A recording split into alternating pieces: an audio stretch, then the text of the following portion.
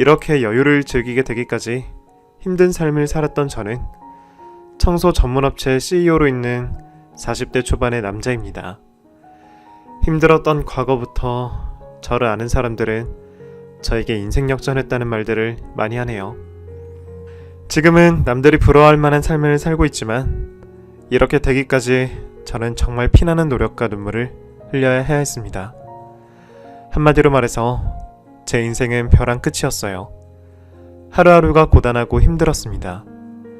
악착같이 버텼지만 중간중간 무너질 때도 많았고 삶을 포기하고 싶을 정도로 괴로웠던 시기가 있었습니다. 그런 날들을 이겨내고 넘고 하다 보니 현재 이르렀네요. 이런 저에게 대도 않는 차별적 발언과 폭언을 한 사람이 있습니다. 정말 제 삶 곳곳에 등장해서 괴롭혔던 인물인데요. 당시에는 저 스스로에 대한 자존감이 많이 떨어질 때라서 힘들어질 뻔했지만 그걸 딛고 당당히 일어섰어요. 오늘 많은 분들이 제 사연을 들으시고 희망을 찾으셨으면 하는 바람입니다. 직업에 귀천이 없다는 말을 흔히들 하는데 말은 하면서도 그 말의 의미를 깊게 생각하는 사람들은 드문 것 같습니다. 다는 아니지만 일부 몰지각한 사람들은 겉모습만 보고 쉽게 판단하고 함부로 대하는 경향이 여전히 있어요. 본격적인 이야기를 시작하기 전부터 이렇게 화가 나는 걸 보니 역시 상처는 지워지는 게 아니라 묻어두고 사는 건가 봅니다. 아무튼 인복이 없어서 지독한 고비를 지나온 저의 인생 이야기 지금부터 시작해볼게요. 저의 10대와 20대 초반은 가족으로부터 독립하고자 하는 발버둥이었다고 볼 수 있어요. 저희 아버지는 시도 때도 없이 사업을 시도하는 사람이었습니다. 아버지가 첫째 아들이라서 할머니, 할아버지의 무한한 지지를 받고 있었어요. 그래서 빚을 내서라도 아들의 사업을 도우려고 애쓰셨습니다. 작은 외삼촌이나 고모들은 그런 사실들에 불만이 많았습니다. 엄마, 이제 그만 좀 해. 오빠 사업한다고 말아먹은 게 한두 번이야? 이러다 엄마 아빠 노후는 어떻게 하려고 그래? 오빠 제정신 아니야. 어릴 때부터 오빠만 사랑받고 살았잖아. 오빠도 양심 있으면 그만해. 고모의 말에 아버지는 오히려 더 큰 목소리를 냈습니다. 너 참말 서운하게 한다? 야, 내가 망하기만 했냐? 성공해서 엄마 아빠 집도 해드렸어. 내 태몽이 그렇게 좋았다잖아. 용이 하늘로 승천하는 꿈. 나는 사업가로 용될 거야. 오빠는 정말 철이 없다. 나도 몰라. 알아서들 해요. 그 후로 고모들과 외삼촌은 저희 아버지와 연을 끊었습니다. 할머니, 할아버지도 나중에는 저희 아버지를 포기해버렸어요. 엄마도 아빠한테 질려서 이혼을 하고 떠났습니다. 준영이, 너 누구랑 살 거야? 엄마 따라갈래? 아빠랑 살래? 그때 제가 초등학교 6학년 때였습니다. 저는 엄마를 따라가고 싶었지만 아빠를 혼자 두면 안 될 것 같았습니다. 그래서 아빠와 살겠다고 했습니다. 그랬더니 엄마가 모진 말을 하더라고요. 그래, 너 마음대로 해. 근데 너 엄마 안 따라오면 평생 엄마 못 보고 사는 거야. 그래도 아빠랑 살래? 그 말에 저는 고민이 됐지만 결국 아버지 곁에 남기로 했습니다. 아빠한테는 내가 필요해. 그래, 마음대로 해. 어디 부잣개리 알콩달콩 잘 살아봐라. 그리고 모진 엄마는 엄마 말대로 그날 이후로 한 번도 보지 못하고 살았습니다. 듣기로는 재혼을 해서 자식 낳고 잘 산다고 하더라고요. 그렇게 주변의 모든 사람들이 떠나는데도 정신을 차리지 못한 아버지는 빚을 내서 사업을 시작했습니다. 진영아, 아빠는 꼭 성공할 거야. 내가 우리 진영이 사장님 아들 소리 듣게 해줄게. 아빠 믿어라. 아빠, 난 사장님 아들 소리 안 들어도 돼. 제발 지금이라도 그만두고 다른 일 해. 아빠 좋은 대학 나왔고 머리도 좋잖아.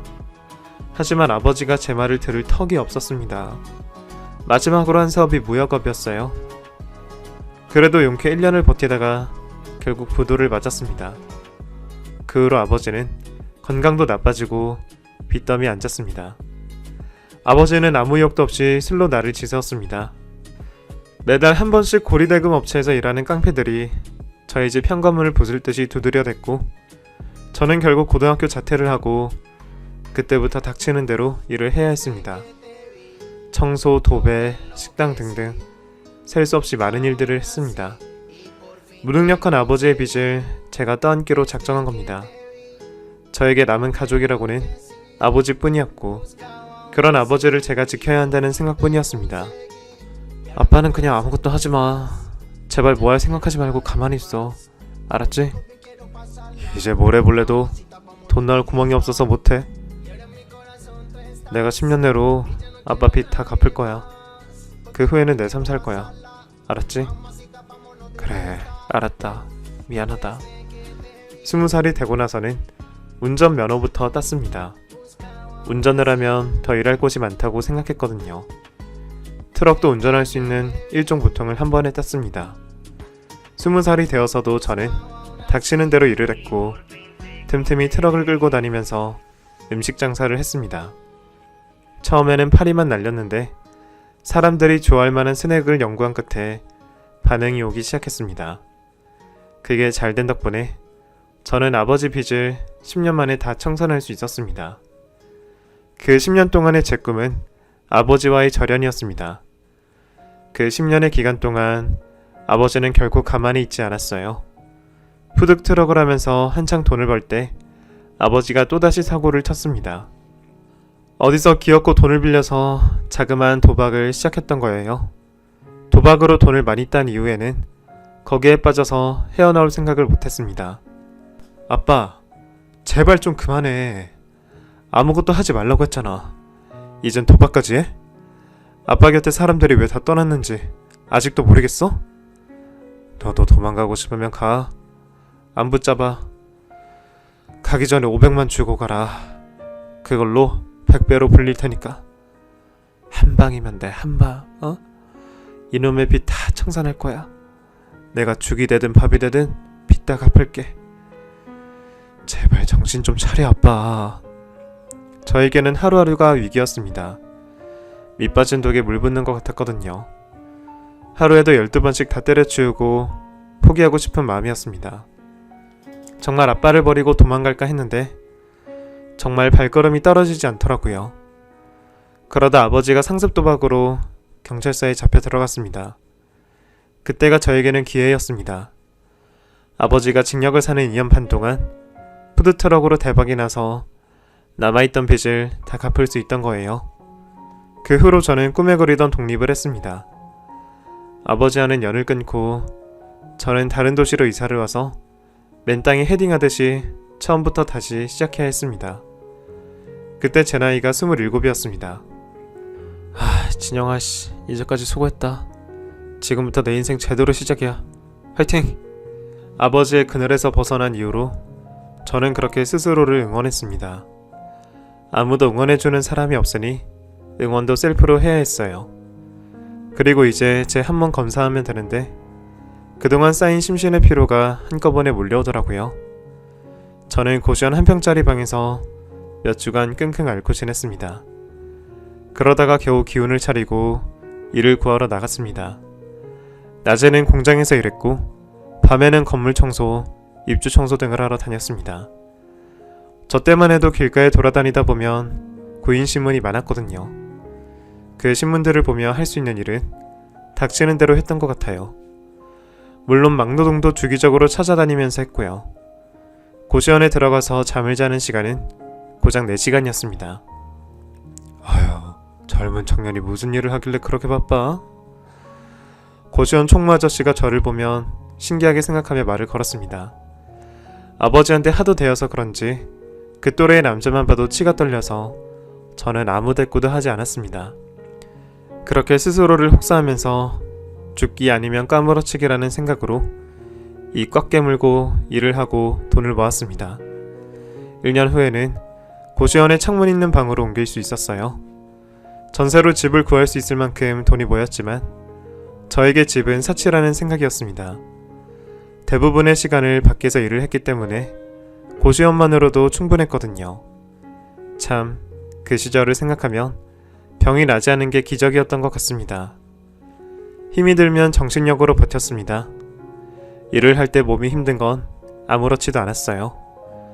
저를 정말 힘들게 하는 건 사람들의 무시와 하대였습니다. 제가 마개를 하고 있으면 자식들과 함께 지나가는 부모는 저 형처럼 험한 일 하면서 살고 싶지 않으면 열심히 공부해야 돼. 알았지? 라는 말을 아무렇지도 않게 하고 지나갔습니다. 그 눈빛과 말투, 목소리 등이 비수가 되어 제 가슴에 박혔습니다. 저를 무시하는 말을 들을 때마다 심장이 쿵 내려앉는 기분이었습니다. 아무리 발버둥을 치고 열심히 살아도 나는 그저 사회에서 가장 밑바닥에 존재하는 사람이구나. 죽지 않고 살기 위한 나의 노력을 알아주는 사람이 없구나 하는 생각에 허망하기도 했습니다. 하지만 제 노력은 제가 아닐까요? 나는 사회에서 쓸모없는 인간이 아니라 꼭 필요한 일을 하고 있다고 생각하며 마음을 다잡았습니다. 야, 여기 바닥에 얼룩이 그대로잖아. 청소 똑바로 안 하니? 네? 저 열심히 닦았어요. 그건 전부터 있던 얼룩입니다. 돈 받고 일하는 게 무슨 놈이 어따 대고 따박따박 말대답이야. 닦아. 그게 너 같은 애들이 하는 일 아니야? 너 같은 애들이요? 그래. 너같이 배우지도 못하고 가난해서 할 수 있는 일이라고는 구질구질한 일밖에 없는 상놈 말이야. 아주머니. 뭐? 그런 폭언을 했던 사람은 당시에 제가 일했던 3층짜리 낡은 건물에서 미용실을 운영하던 사장이었습니다. 저를 보면 어떻게든 트집을 잡아서 면박을 줬습니다. 처음에는 한 귀로 듣고 흘렸는데 갈수록 그 강도가 심해졌습니다. 그 사장에게 얼마나 당했는지 노이로제에 걸릴 지경이었습니다. 뽀글뽀글한 파마머리로 올림머리를 만들어서 스프레이를 뿌리고 진한 갈매기 눈썹에 깔보는 듯한 눈빛은 저를 진저리 치게 만들었습니다. 야, 청소 이리 와봐. 우리 미용실 앞에 쓰레기통 놓지 말랬지. 아직 영업시간 전이잖아요. 여기 청소하려면 어쩔 수가 없어요. 그리고 제 이름은 진영이에요. 청소가 아니고요. 거지 같은 일 하면서 자존심은 있다 이거야? 웃기지도 않네. 내 눈엔 넌 그냥 청소로 보여. 청소하니까 청소라고 부르는데 네 이름 따위 궁금하지도 않거든? 뭐라고 말 한마디 하면 열마디로 갚아주는 그 여자와는 상종을 안 하는 게 답이었습니다. 그런데 상종을 안 하면 안 하는 대로 저를 끝없이 괴롭혔습니다. 산전수전 다 겪었지만 사람 함부로 판단하고 하대하고 무시하고 막말하는 인간들은 도저히 적응이 되지 않더라고요. 정말 고통스러웠습니다. 그 건물 청소를 하러 갈 때마다 미용실 사장 아줌마를 마주치지 않게 해달라고 속으로 빌기까지 했으니 제가 얼마나 힘들었는지 아시겠죠? 미용실 휴무일이 저에게 가장 마음 편한 날이었습니다. 아무리 사람들이 무시를 해도 저는 제 일이 부끄럽지 않았어요. 제 손을 거쳐서 더러웠던 먼지가 걷히고 반짝반짝 윤이 나는 것을 보면 바로 성취감을 느낄 수 있었거든요. 같이 일하던 동료 아주머니들은 항상 저를 칭찬하셨습니다. 젊은 총각이 어쩜 이렇게 꼼꼼하게 일을 잘해? 나는 청소일만 10년을 넘게 했는데 나보다 낫네. 정말요?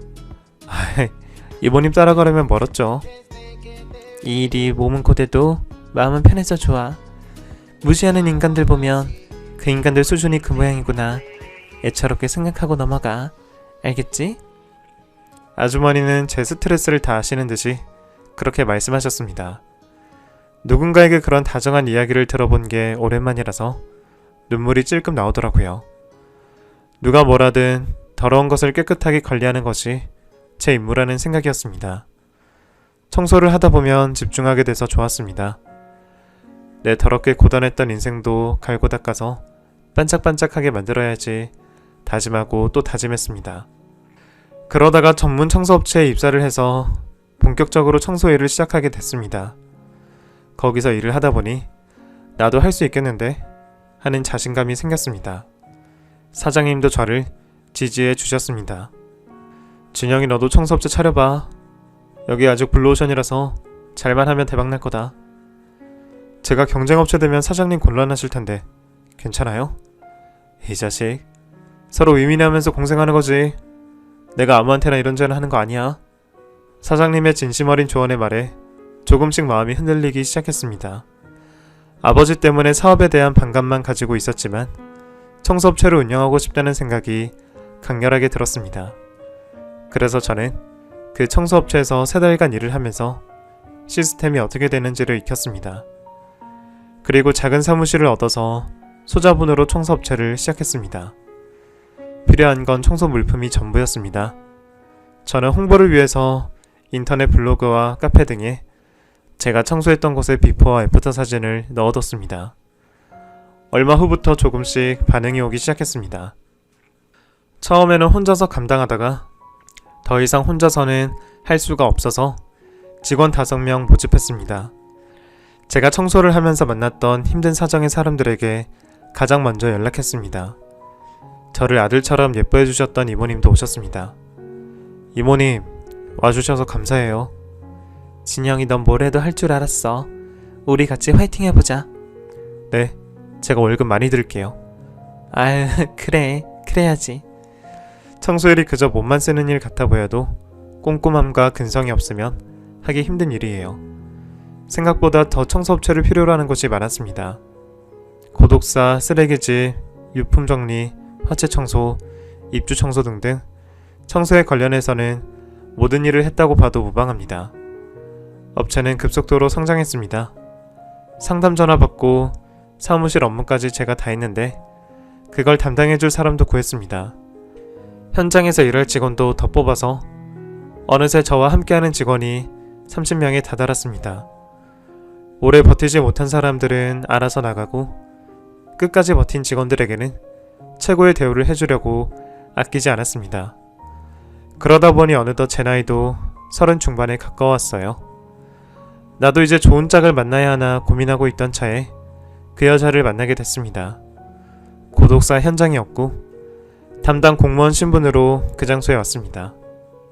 선하게 생긴 여자가 현장을 보고 눈물을 뚝뚝 흘렸습니다. 보통 냄새 때문에 인상을 찌푸리기 마련인데 그 여자는 울더라고요. 그래서 인상에 남아있었습니다. 그런데 몇 주 뒤에 다른 곳에서도 그 여자를 마주칠 수 있었어요. 그 여자는 또 울고 있었습니다. 옆에서 가만히 위로를 해주었습니다. 공무원이시죠? 댁 때문에 이렇게 된 거 아니에요. 죄책감 갖지 마세요. 제 말에 여자가 울면서 말했습니다. 요즘 사람 살기가 정말 팍팍한 것 같아요. 아휴, 저 오늘 여기 청소 끝날 때까지 있어야 하는데 같이 도와드릴게요. 아니에요. 그러실 필요 없어요. 저희 일인데 뭐. 그냥 근처 카페에서 쉬다 들어가세요. 그럴 순 없죠. 다들 이렇게 고생하시는데. 그리고 그 여자는 서툴지만 열심히 청소를 도왔습니다. 고맙기도 하고 호기심이 생겨서 그날 저녁을 제가 사기로 했습니다. 물론 저희 직원분들과 함께하는 자리에 그 여자도 같이 온 겁니다. 고기를 구워 먹고 술을 한 잔 두 잔 마시다가 보니 다른 직원분들은 하나둘씩 집으로 돌아갔고 그 여자와 저 단둘이만 남아있었어요. 술에 취한 그 여자가 저에게 말했습니다. 산다는 게 뭘까요? 어려운 질문이네요. 그냥 뭐 주어진 대로 열심히? 아니요.